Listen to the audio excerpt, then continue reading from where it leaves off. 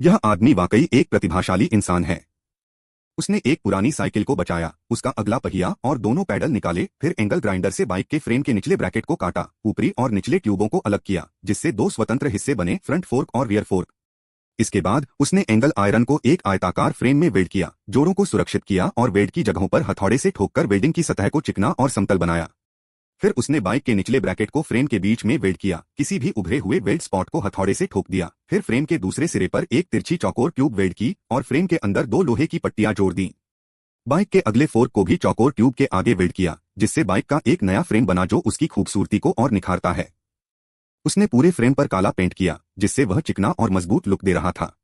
उसने पिछले पहिए पर एक बड़ा गियर लगाया, लेकिन उसे ठीक से फिट होने के लिए यह थोड़ा बड़ा लगा। उसने पिछले पहिए के व्यास को थोड़ा बढ़ाने के लिए हब में एक स्टील पाइप सेक्शन जोड़ा। इस एडजस्टमेंट से गियर और हब बिल्कुल सही फिट हो गए। उन्होंने स्टील के ब्रश से अतिरिक्त वेल्डिंग सामग्री साफ की और पिछले पहिए के घूमने का परीक्षण किया, फिर रियर ब्रेक सिस्टम को फिर से लगाया और पिछली सीट को लगाया, उसे औजारों से मजबूती से कस दिया। आगे का पहिया जोड़ने के बाद उन्होंने आयताकार फ्रेम के अंदर एक लकड़ी का तख्ता फुटबोर्ड की तरह लगा दिया। इस बेस फ्रेम के पूरा होने के साथ नींव तैयार हो गई।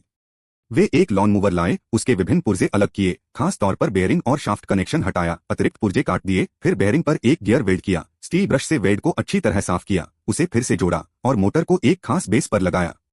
फिर उन्होंने मोटर फ्रेम को बाइक के फ्रेम के पिछले हिस्से से जोड़ा, मोटर को एक चेन से पिछले पहिए के गियर से जोड़ा, जिससे मोटर की शक्ति पिछले पहिए को चलाने में सक्षम हो गई।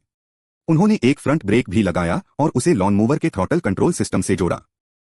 लॉन मूवर का ईंधन टैंक भरा और मोटर चालू की। परीक्षण के दौरान उन्होंने देखा कि मोटर प्रभावशाली गति से सुचारू रूप से चल रही थी। इस तरह एक पुरानी साइकिल और लॉन मूवर से दोबारा इस्तेमाल की गई यह ब्रशलेस पावर असिस्टेड बाइक पूरी तरह से बनकर तैयार हो गई। तो आपको उनकी रचनात्मकता कैसी लगी? आप